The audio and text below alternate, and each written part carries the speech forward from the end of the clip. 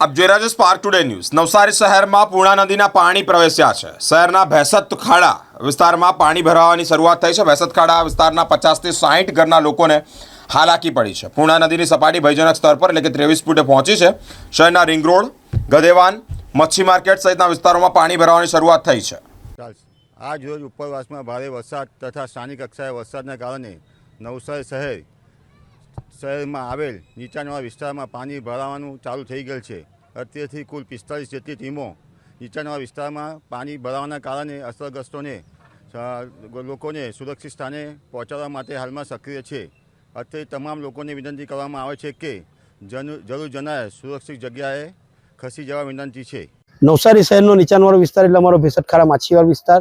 હાલમાં પૂર્ણા નદી 23 ફૂટની સપાટીએ વહે છે, ત્યારે ભેંસતખાડા માછીવાડ વિસ્તારવાળામાં લગભગ 70-80 ઘરોમાં પાણી ફરી વળ્યા છે। આ પાણી અચાનક ફરી વળવાના કારણે લોકોની પોતાની ઘર વખરી જે સગે વગે કરવાનો સમય જોઈતો તે પણ નથી મળ્યો, જેના કારણે કેટલાકના ઘરોમાં જે ઘર વખરી છે તે નુકસાન થવા પામી છે।